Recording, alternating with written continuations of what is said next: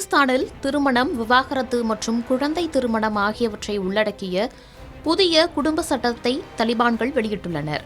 ஆப்கானில் கடந்த 2021ஆம் ஆண்டு தலிபான்கள் அரசு பொறுப்பேற்ற பிறகு பல்வேறு கட்டுப்பாடுகளை விதித்து வரும் நிலையில் தற்போது அறிவிக்கப்பட்டிருக்கும் சட்டங்கள் கவனம் பெற்று வருகிறது.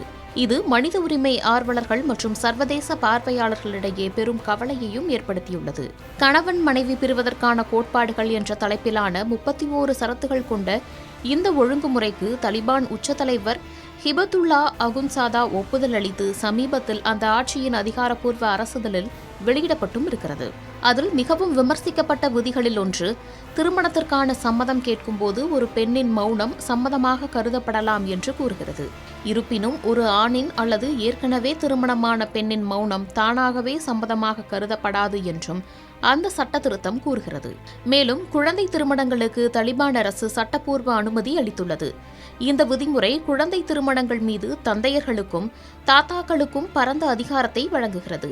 மணமகன் சமூக ரீதியாக பொருத்தமானவராகவும் மணமகன் வீட்டாரால் வழங்கப்படும் வரதட்சணை மத கோட்பாடுகளின்படி சரியாக இருக்கும் பட்சத்தில் இந்த திருமணம் அங்கீகரிக்கப்படும் என தெரிவிக்கப்பட்டுள்ளது. இருப்பினும் அவர்கள் துன்புறுத்துபவர்களாகவோ மனநலம் குன்றியவர்களாகவோ அல்லது ஒழுக்கக்கேடானவர்களாகவோ கண்டறியப்பட்டால் அத்தகைய திருமணங்கள் செல்லாததாக்கப்படலாம் என்றும் அது கூறுகிறது. இந்த சட்டத்தில் கியார் அல் புளூக் என்ற கோட்பாடும் இணைக்கப்பட்டுள்ளது. அதன்படி சிறு வயதிலேயே பெற்றோரால் நிச்சயம் செய்யப்பட்டு நடத்தப்படும் திருமணங்களை அந்த மணமக்கள் பருவமடைந்த பிறகு ரத்து செய்ய கோரலாம்.